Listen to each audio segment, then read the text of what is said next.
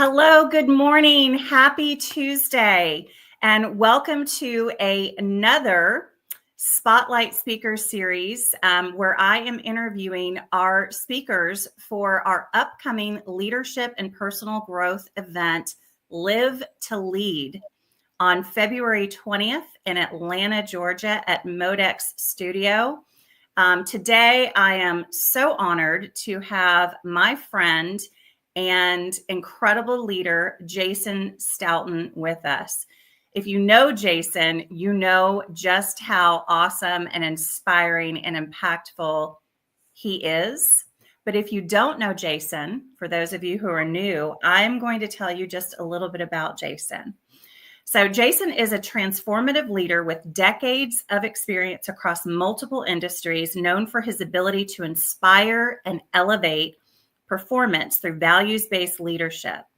From overcoming a dysfunctional and abusive upbringing to conquering rare health challenges, Jason's story is one of resilience, faith, and triumph.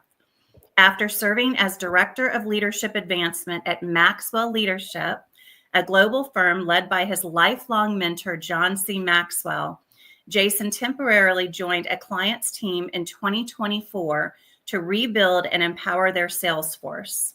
A sought-after international speaker and coach, Jason's others first philosophy and relationship-driven strategies have left an indelible mark on thousands worldwide. Jason's influence spans the property management sector and beyond, with accolades including NAA Leadership Lyceum graduate and keynote appearances for IREM, NAA, and major industry events. Whether he's on stage or in the trenches, Jason remains dedicated to helping individuals and organizations achieve extraordinary success. So before I ask Jason some questions, I'm going to play a little video from you guys that tells you a little bit more about Jason and just how inspiring he is and what an incredible, impactful journey he's been on. And I think his story really can inspire many others. So give us just a moment. For most of us, when we're born, we enter this world and we're crying. And the whole world around us is rejoicing. But sometime between that moment and the moment we expire, we face adversity. And for me, I was 14 years old. I was struggling with a debilitating pituitary disease that hindered my development. Battling all of that with a broken home, a mother that was abusing drugs and alcohol. I was being abused. I was being mistreated and neglected. My dad wasn't there. All of these things added up to tell me I didn't matter.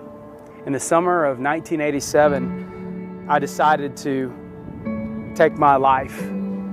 I was pilfering my mom's sleeping pills, and my goal that summer, before I entered high school, was to take 30 of those pills and hide them under my bed and under the mattress of that bed once I finally got those 30 pills, to take them and never wake up. Oftentimes, that's where people find themselves, is reaching up to touch bottom. And you've probably been there. But God had other plans for me. You see, that summer I was in the backseat of my mom's car, and she turned the radio on, and instead of music, there was a message. There was a message from a pastor out in San Diego that I'd never heard of. And that was my peripeteia moment. That was my turning point. That's when I began to look at life differently, look at my situation differently, and seeing if I could find the glory that's found in struggle. I was thirsty for something, maybe a drink, but then I found a well that day when I heard that message from John Maxwell. I finally went out in the world and I started carrying myself the way that I was growing and feeling on the inside. I started to hold my head up high. I looked people in their eyes and talked to them as if I was deserving of everything that God has to offer. And by developing a giving spirit, I overcame deficits Because when we're on our deathbed, it's not going to matter how much money we've had, how much power we've had, how much prestige and honor we've had. That's all a game. What's going to matter? It's the impact we've had on somebody else's life. Period. End of story.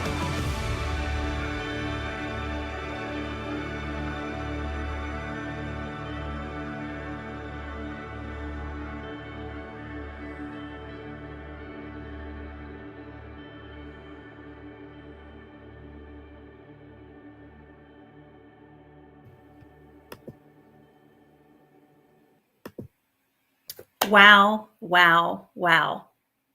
Every time I watch that, I am so moved, Jason. And so, as we sort of, you're here obviously to talk about Live2Lead and why you agreed to be a part of it, and which I'm so honored and thrilled to have you.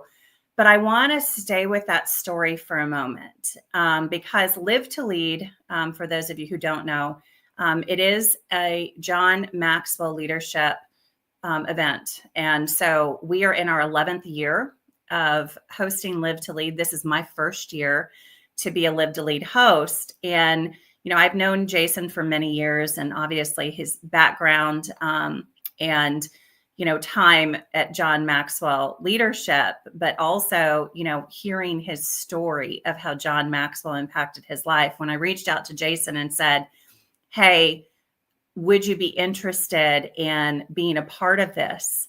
I was thrilled for you to say yes, because your story is just, incredible.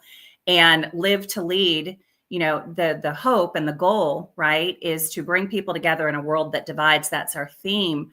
But, there are people out there who are thirsty and hungry for something more and something better and to live their purpose. And we can only hope to touch at least one person's life, hopefully all 150 people's lives, the way that John Maxwell impacted you.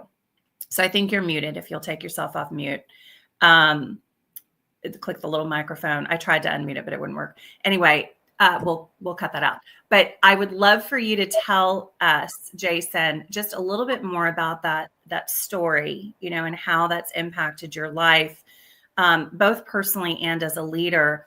And, why did you say yes to coming to Live2Lead and agreeing to be our event MC? Well, first of all, thank you, Stephanie, for the opportunity to share your influence platform. It makes a huge impact, not only on those that might be on the receiving end when people come together, because of the strength in numbers, but it's very edifying when you're around like-minded people with like values, like vision, and like purpose and mission in life. So it's always a pleasure to be on. And yeah, I used to be afraid of my story. I used to be ashamed of my story. And I think a lot of people don't understand the power that their stories have over them personally if they refused to take ownership of their lives, good, bad, or indifferent. Mine wasn't one that I thought would have an impact. But what I've realized through life is that God never wastes a single experience in our life, good or bad, not a single one. And the sooner that we can realize that and come to terms with that and embrace that truth, our perspective on adversity and obstacles, challenges, they change. It changes you. And so I'm a firm believer in what Brene Brown said too, which is when you step inside your story and you own it, you no longer have to stand outside of your story and struggle for your worthiness. And that's where I spent most of my life as a young person. And even though I went through the rigors and the stretching that growth provides you internally, I was always ashamed of my story until about 10 years ago when Paul Martinelli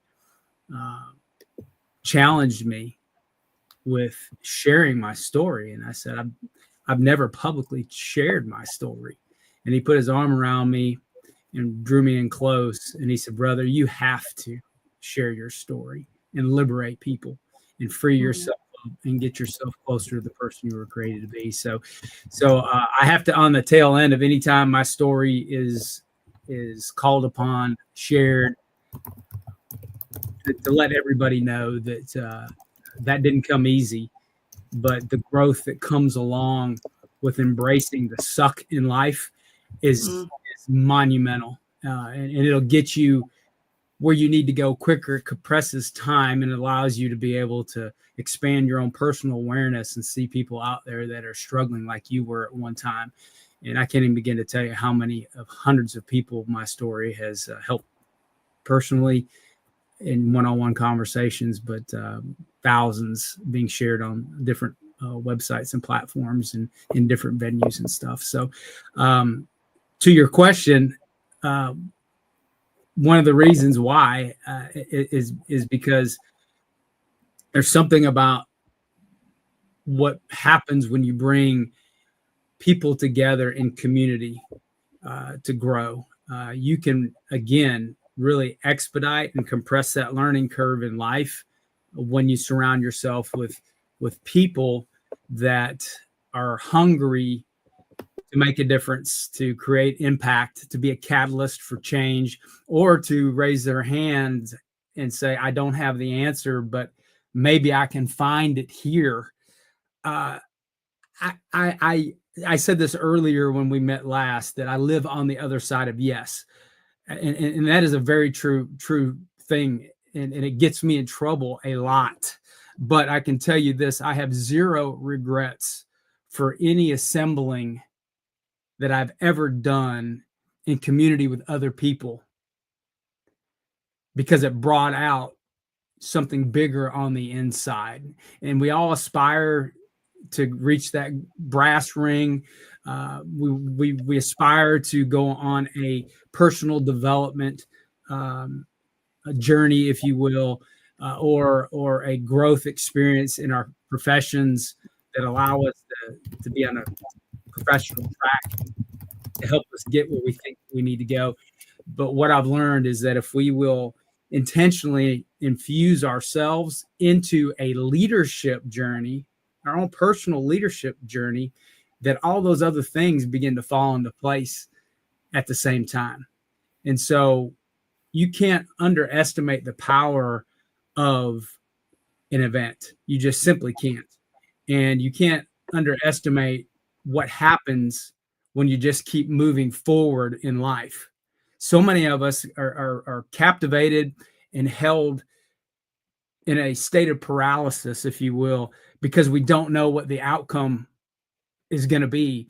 So we wait for assurances in life before we take that first step.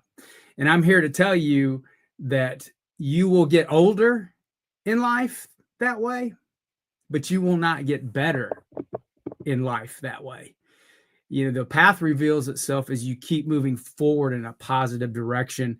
And I can tell you that I've been in the rooms where I felt uncomfortable, like I shouldn't be here.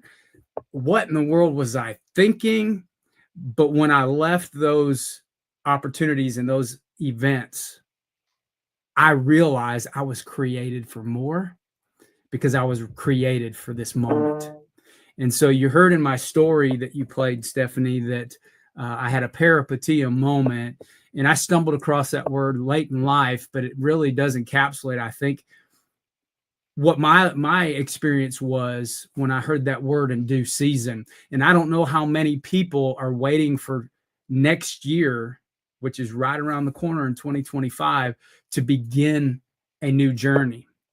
And it may not be a resolution, which I hope it's not. Because I don't really believe in resolutions. I just believe you should just act on being intentional and surround yourself with people that are going to help you get better in those areas that require you to change your disciplines and your habits and your rituals. But a great way to get off to a phenomenal start at the beginning of the year is to invest in you and be in the room with some champions and rub shoulders with like-minded people, borrow from other people's experiences, add to your Rolodex of influencers, because I'm a firm believer also that your net worth is always going to be tied to your network.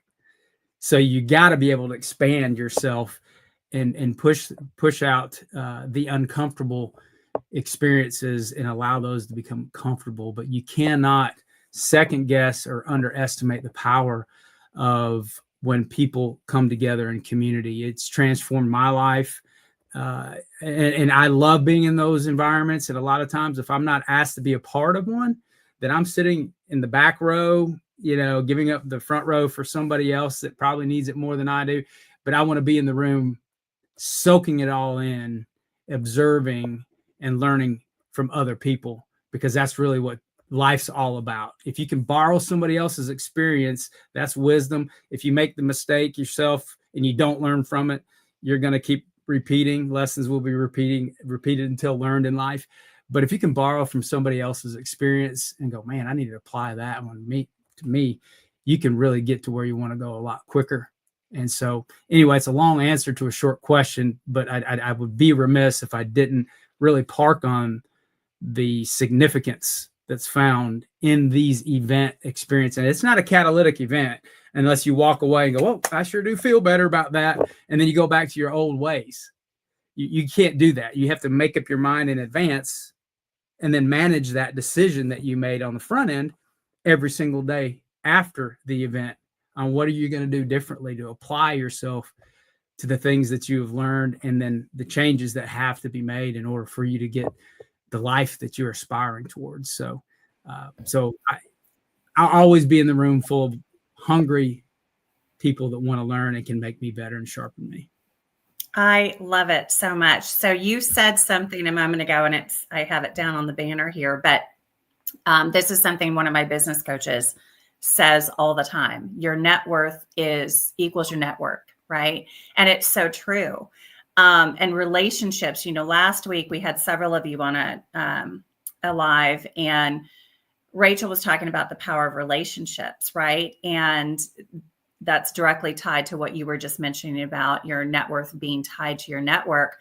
And I met you at an event at a conference, and I remember specifically sitting down with you and having this meaningful conversation about leadership. It was awesome.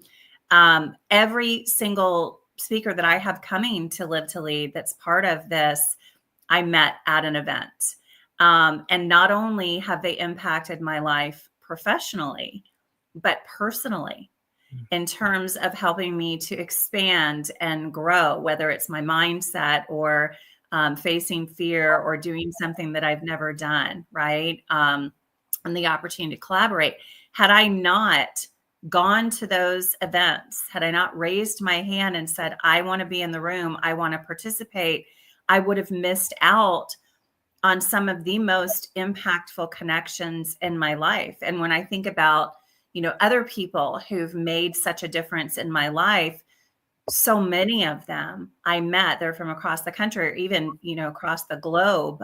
They live in other countries, and I met them because of an event, because I showed up and I was hungry to learn, and also to share, right? We're there to share our own spheres of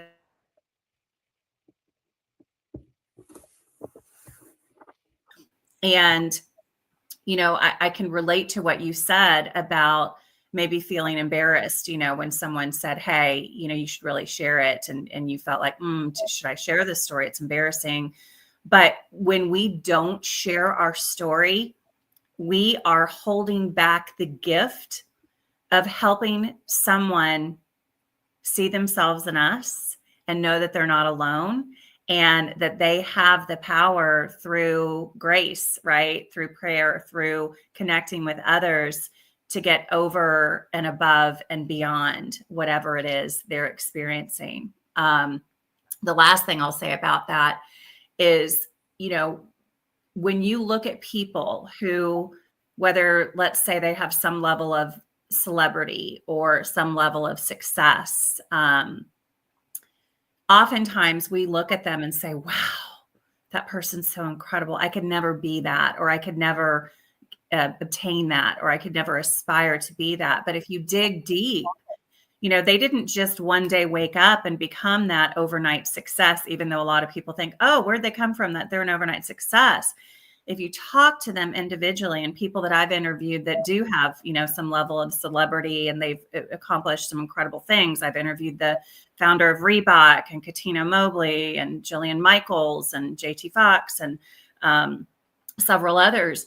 But when you talk to them about, and you've heard from John Maxwell, right? If you talk to them about what led them to their success, oftentimes, in fact, the majority of the time, it is failure, and not just one failure, but multiple failures, which success includes failure, right? The difference with these people who reach this level of success, first of all, they don't stop. They don't say, I've reached the pinnacle, I'm done. Like they have this growth mindset that they're going to continue to try and fail and pick back up and fail forward, right? Which is one of John's books. But their stories, they have learned from that failure and they haven't given up. Most of those people also, even if they're coaches, they have coaches, they're coachable, because they know that as a leader, as a human, really, you never stop growing and learning. And that's that growth mindset too. So I'm just, again, so honored to have you here. And I'm not surprised to hear that your story has impacted so many. It's really such a powerful testimony, and turning your test into your testimony and your mess into your message is such a gift that you have given other people. So thank you for being brave enough to share that, because, I'm a huge Brene Brown fan as well. I'm Brene Brown groupie. But when we are vulnerable, we then give other people permission to do the same. And there's such power in that. So my next question kind of ties into the first one, but I'll just ask it again. And I'm going to actually combine two. So, if you feel like you answered it the first time, that's fine. But why was it important for you to participate in this Live2Lead event with me? Because there are many, right? And you've done this before. Mm-hmm. And then my sort of follow-up question to that is, I'd love for you to tell us a core leadership principle that is important to you, that you sort of live by, that you want to share with others. Yeah, you said something a second ago about having a growth mindset, and I never really understood it until John Maxwell helped unpack it for me. The difference between being goal focused, goal oriented, which is great, and being one that embraces and really does add to and expand a growth mindset, and why the growth mindset is more important than being a goal setter. And the reason is, as you grow and expand your awareness, and because growth stops when you lose the tension between where you're at right now today at 12:30. It stops when you lose the tension between where you're at right now and where you should be. So it's like that law of the rubber band. The rubber band is only useful when it's stretched. And I'm a firm believer that that's how we are. The more we allow ourselves to expand our growth mindset and keep the mirror of life in front of ourselves, instead of focusing on what we don't have or what somebody else has, or I'll never get there. All that negative self-talk that really does deflate and defeat us from chasing our next best self. If we're willing to expand on our personal growth and development, we hit these goals that we set for ourselves automatically. And I never really understood the power of that. It's always great to have goals and then have, big, hairy, audacious goals on top of that.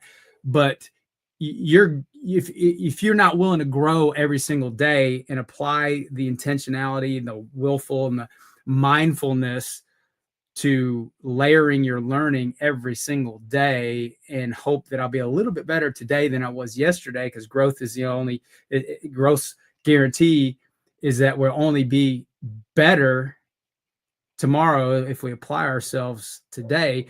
And truthfully, that creates happiness in our life as a byproduct of that, because we're not the same person we were yesterday. So the growth mindset is so important. And I think when you have that, you have these little checks in your spirit that you need to, or we need to, or should pay attention to.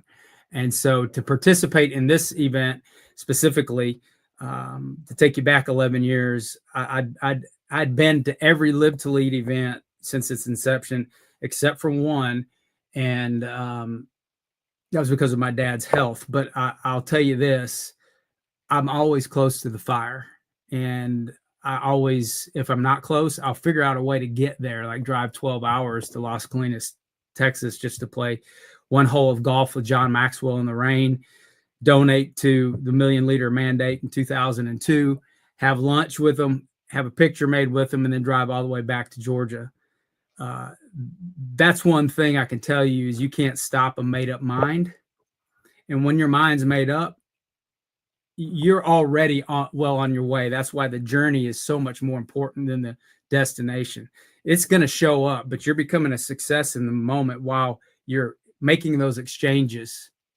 You know, I don't know what's going on the date of this Live2Lead event, but I could tell you, I mean, for you outside of this event, but I could tell you it's a worthy exchange for you to give up a little bit now in order for a lot more later, and then realize that good is always the enemy of best.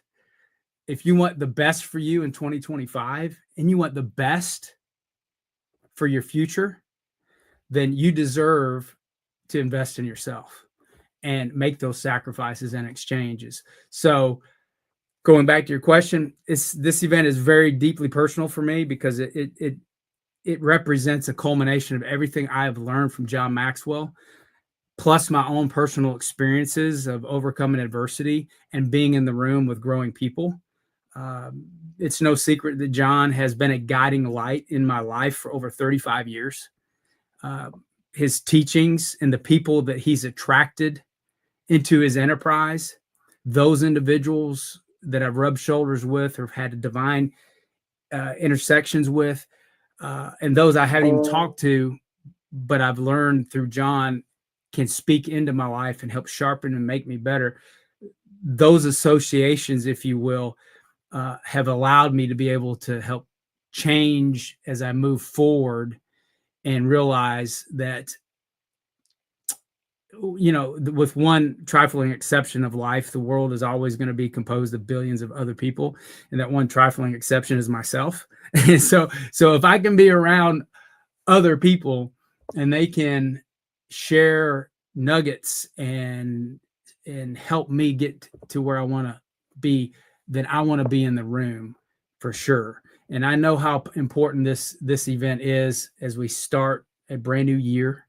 I know the speakers who were actually on the short list for this specific event, and I've had a chance to talk to and meet some of them. And I tell you, it's people that you will want to carve out a day to sit at their feet and learn from.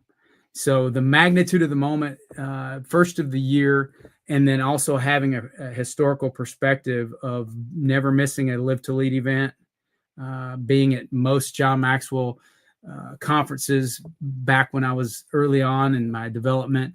I understand how important this event is, but I also want to be able to edify and lift up other leaders that want the same thing for themselves and others as well.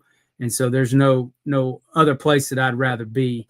I had the opportunity of helping oversee the live event of Live2Lead for many years when I was working inside the Maxwell Leadership Enterprise with some phenomenal leaders, helping me make it a success, helping us make it a success. And so volunteering led me to the opportunity to actually be a full-time employee and help oversee some events like Live2Lead.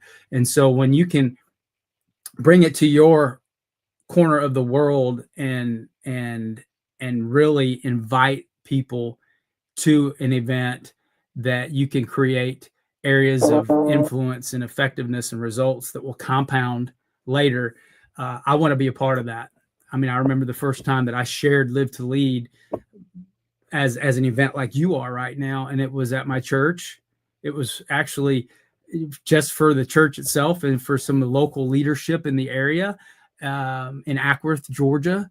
And just that one event of adding value to other leaders who add value to others helped me multiply my influence and help me expand on what I love to do. And that is to help develop other leaders. And so I can't even begin to tell you how many opportunities opened up out of that one event, as I just shared, and how many people are still involved in my life today that wouldn't have been had I not been there to help host that event. So there's a lot of reasons, none are which selfish, but it is a win-win for everyone. But I definitely want to be able to help hold your arms up and be around these phenomenal people that you've assembled together for that day. Well, I am just thrilled to have you. It's such an honor, and I cannot wait. So, Jason, and these questions kind of relate to some of what you said. So you take it and, expand on it as you see fit. But, ultimately, what impact do you hope to see from this event? What do you want people to walk away with? You said a moment ago, and I've got it up here on the screen, the results of attending Live2Lead and adding value to leaders who add value to others will continue to compound later. Talk to me a little bit more about that. What impact do you hope to see from this event? Truthfully, all it takes is a spark. One word in the backseat of my mom's 1985 Mercury Cougar transformed everything for me. Literally, I had been pilfering her sleeping pills, and my goal was to get 30, and then I would take them all. If one will help you sleep, then I was pretty confident that 30, I don't know why I thought 30, but 30 would probably put me in the dirt and nobody would miss me anyway, which was a lie from the pit. But I was a couple weeks away from actually fulfilling that major lie that I had bought into. And I do understand that there will be liberation in the room for people that show up even when they don't want to. So the impact that I hope to see from this event is a spark that will ignite in people and help them realize their true potential, because it's so much easier to see potential in other people, right, Stephanie? You can recognize it when you see it. You're like, holy cow, that person has no idea who they are yet. But yet we don't have that same ability to see that potential in ourselves a lot of times, because we just don't. We're negative by nature, and we're harder on ourselves than we are anybody else, truth be known. And so my hope is that this spark will help somebody realize their true potential, and that it isn't defined by your circumstances, but rather how you respond to those circumstances. Because it's not what happens to you in life that really makes the difference. It's what happens in you. What happens to you that makes the difference. All these negative things, I was abused in every way possible as a child. I still have a pituitary disease that went undiagnosed before my 21st birthday. I'd not gone through puberty yet at 21 years old.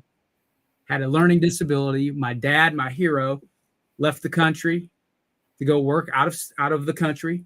And my mother had different, boyfriends in and out of the house, none of which were healthy and good for her. And one sexually abused me when I was 14 years old.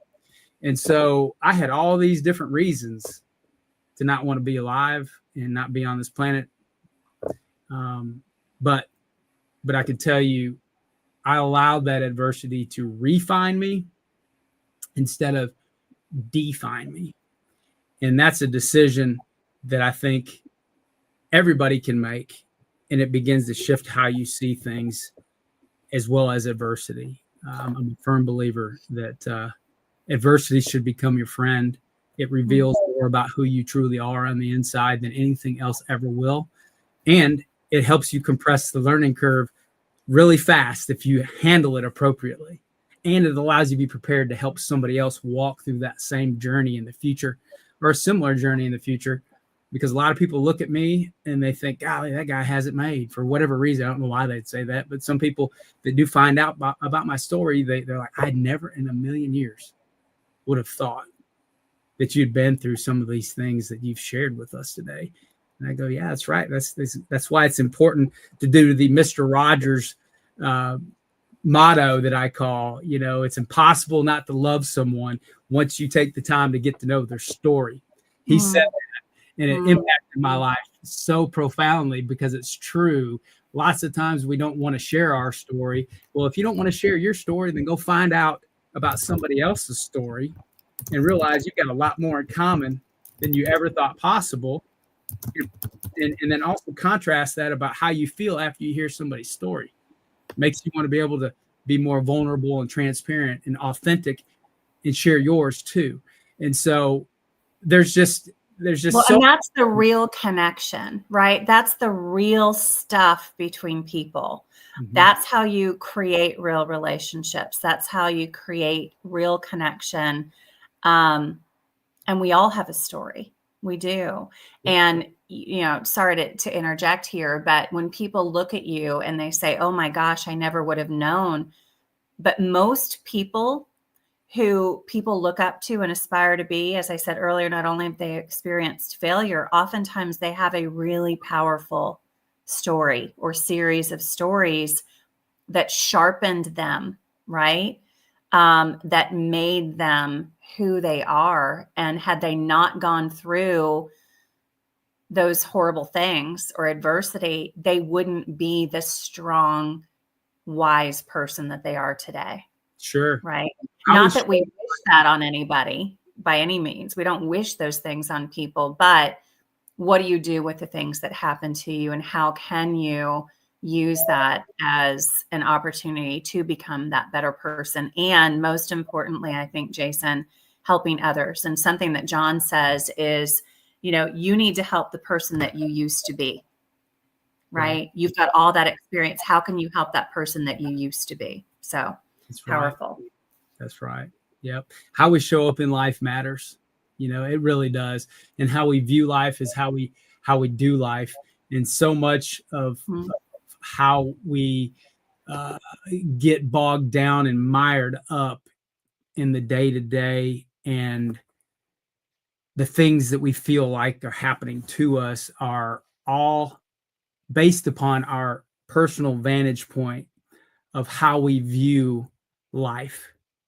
2024 has been the most tumultuous, and it's been the most tumultuous and trying and challenging year, I believe, that I've had as an adult.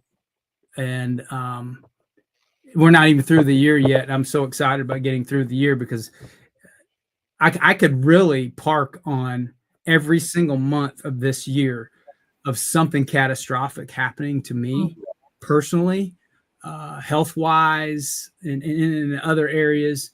But I don't do that. I don't want to stay there. I want to take a moment and reflect on those experiences and say, okay, God, what do you want me to learn from this experience today? Because contrary to popular belief, it's not our experiences in life that are the best teacher. It's evaluated experience that becomes the best teacher in life.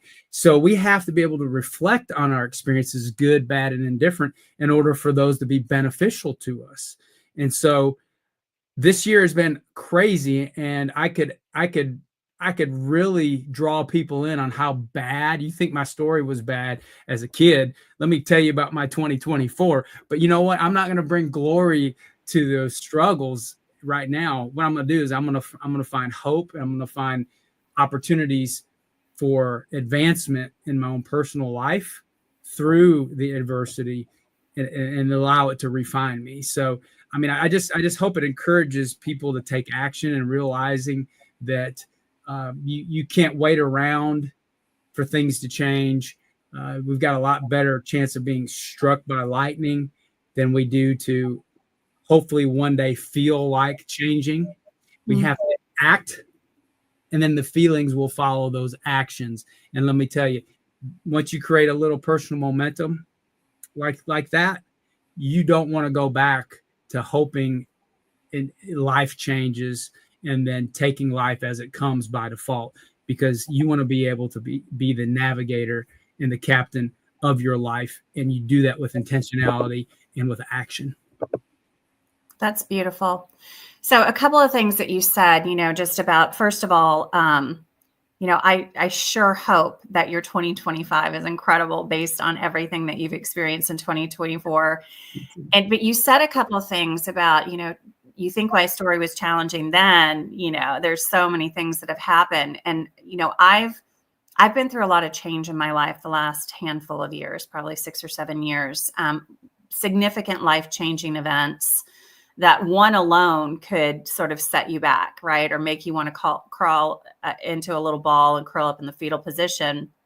And maybe I have a couple of times, you're right. But when I'm writing a book about resiliency, and I'm creating a course and, sharing part of my personal story and how I sort of navigated my way through some of those things. And when people ask me about that, we have to feel the feelings, right? So I fully believe like you have to feel the emotion. You can't stuff it away, because if you stuff it away, it's just going to present itself in a different and worse way later, right? So you've got to feel the feelings and go through that sort of grief cycle or change cycle, because you can't avoid it. Like there is a formula and we all go through it. And I talk about that when I'm helping organizations navigate change, but also personally, we all go through it. But there comes a point where you felt the feelings and you've gone through that process, but you truly have a choice, right? Which is what you were speaking to. Number one, you can be bitter. You can say, oh, woe is me. I can't believe this always happens to me, or this horrible thing happened to me again. Yep. And you can stay stuck in that place, which means ruminating over and over about what happened to you. So you're almost forcing yourself to relive it again, right? So that's one choice. The other choice, again, once you've felt the feelings and gone through it, because you have to feel the emotions, so it's not healthy to stuff them down. But your second choice is exactly what you've been talking about, is your other option is to be better. And that choice is up to you, right? So you can be bitter or you can be better. Which path are you going to choose as a person? And that really speaks to that whole growth mindset. And we're constantly learning and changing and growing. And I don't know about you, but, I do feel the feelings. I'm a very emotional person. I'm an ENFJ. So feelings are right up there, right? But once I felt it, I want to get to the other side. I want to search for a solution or an action plan, or, okay, well, what am I going to do next? Because having that momentum and taking that action, it makes me feel better, because I can do something, even when I'm in that moment of, I have no idea what I'm supposed to do or how I'm going to climb out of this. Yeah. At least taking that next best step. And maybe sometimes that's talking to one of my coaches or a trusted friend or advisor, right? It might be something really simple and small, but just taking action and having that forward momentum and motion is what helps me to get to that next step and to climb out of whatever it is that happened to me, right? Which, you said it's not what happens to you, but what happens within you. And I could not agree more, right? It's hard sometimes for us to recognize how much I'm going to use the word power. It's not the exact right word that I wanted, but I'm going to use it because what comes to mind. But we don't realize how much power we actually have within ourselves. And of course, we're both faith-based people. And so that power comes from God and Jesus Christ. But we don't realize how much we truly have within us, because we are human. And sometimes we can all fall to leading with fear or falling into fear, right? And getting stuck there. And fear is not from God. Fear is not a place where we need to stay. Fear is not productive. Fear is not helpful. And so, when we feel those feelings of fear, trying to remember that if we lean into faith, if we lean into action, if we lean into what can happen within me because of this, and how do I not only climb out of it to better myself or better my family or whoever is impacted, or better someone else because of what I've experienced and learned as a result, right? That's really, in my opinion, why we're here. We're here to live, we're here to love, but we're here to learn lessons and to help others do the same, which is why I'm so excited about Live2Lead, right? Which is to bring people together in a world that divides. That is our tagline, based off of John's most recent book, High Road Leadership. And so I kind of like to end with that, Jason, talking about that theme of Live2Lead, bringing people together in a world that divides. Talk to me a little bit about that theme and, what that means to you, and how you hope people walk away really embracing that. Yeah, one of the first things that liberated me when you watch that video at the opening of our time together today, you saw that final quote from John, and it was about focusing on other people, and how that can become the remedy for your own pain.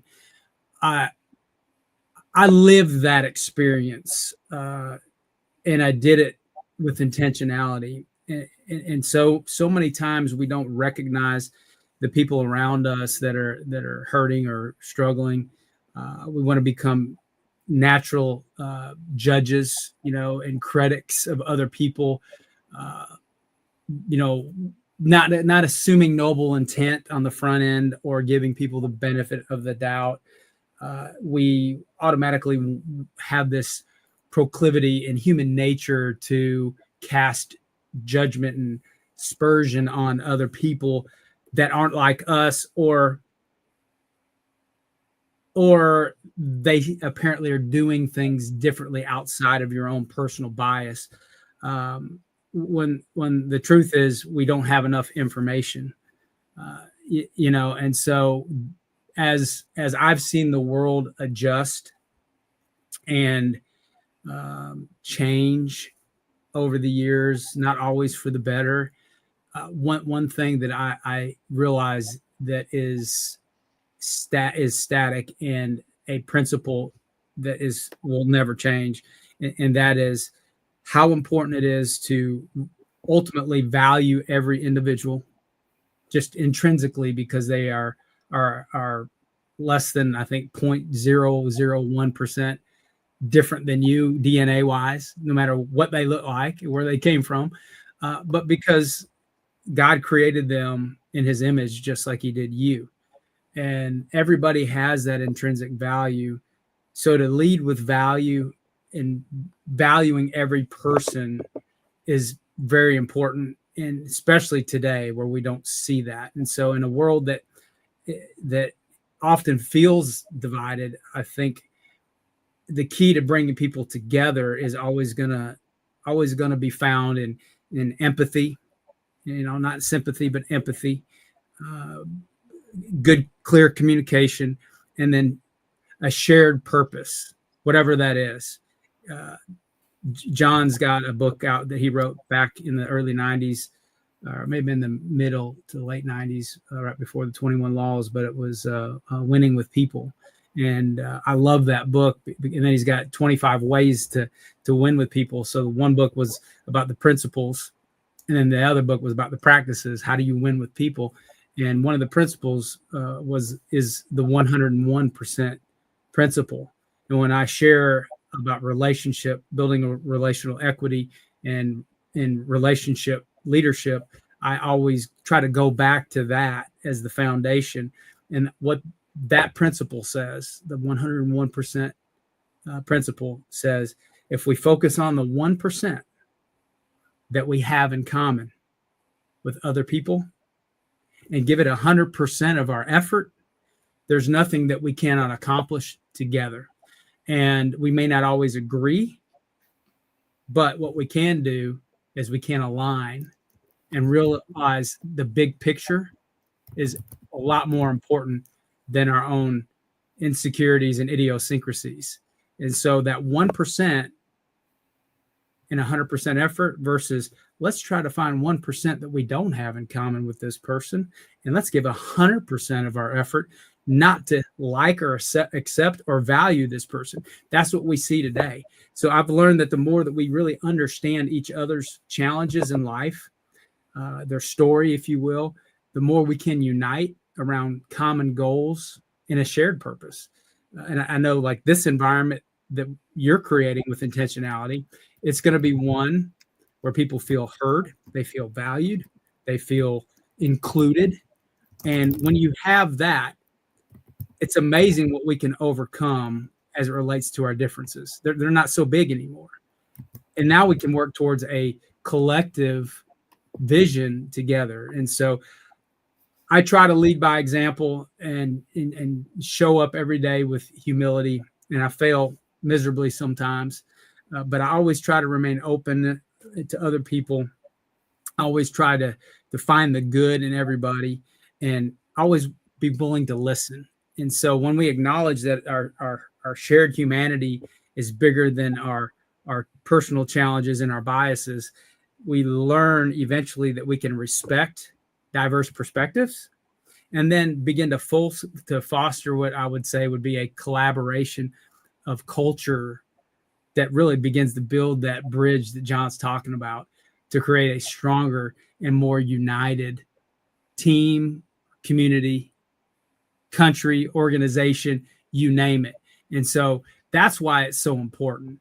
You can always see that person that stands out from a crowd that doesn't get sucked into all that negativity out there that divides people.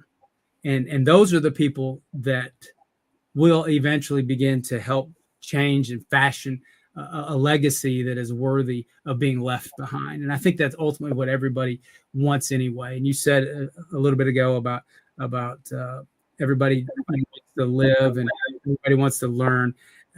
I believe wholeheartedly that everybody desires to live, learn, be loved, and leave a legacy. I believe that with all my heart. And then when we can bring people together and unite, that's the best way for us to be able to do that. I love that. Live, learn, love, and be loved. Leave a legacy. Yeah. Beautiful. I actually created shirts like that for my organization back. It's been a long time now, over 20 years ago, and I put it on the back of our shirts, and it was that everybody desires to live, love, be loved, learn, and leave a legacy. If you think about it, I don't know too many people that would push back on that. I agree so much. And what a great way to end our time together today. So I want to tell you guys a couple of things as we wrap up. First of all, you have to be in the room because you get to hear from Jason, who's agreed to be our MC at this incredible leadership and personal growth event, Live2Lead, on February 20th in Atlanta, Georgia at MODEX Studio, so that you can live, learn, love, and be loved and leave a legacy. We are offering a discount through December 31st. And so we're offering a $50 off your ticket. If you register today through December 31st, using coupon code Christmas 2024 altogether, then you will get $50 off your ticket. It's an incredible deal because in addition to Jason serving as our MC, you are going to hear from Dr. Debbie Phillips, Chikora Connor, Melissa D. White, Angel Santiago, Rachel Weaver, Araya McGarry, yours truly, and John C. Maxwell, Shantae Lowe, John Gordon, Michael Jr. Incredible. All of the thought leadership that is going to be poured into you for really such an incredible price. It's unheard of. So take advantage now. That is my gift. That is our gift to you for the holidays. You can't afford not to be in the room in February. It's such a fantastic way to really right set your growth for the year. And as Jason mentioned, your growth is more important than your goals. But if you focus on your growth, that's going to lead you to your goals quicker. So be in the room with us. It's one day, but it is a day, I promise you, that is going to change your life for the better. You do not want to miss out on being in the room. So Jason, my friend, thank you for being here today, especially during the holidays. Happy holidays. I cannot wait to see you in Atlanta on February 20th. Everyone else, thank you so much for being here or for listening to the replay. We will see you in Atlanta on February 20th. Go to www.leadingpeopleandteamstosuccess.com/live2lead. That is where you can find out more about the event, register, get your tickets today before we sell out. Use the coupon code Christmas 2024. We will see you in the room. Thank you.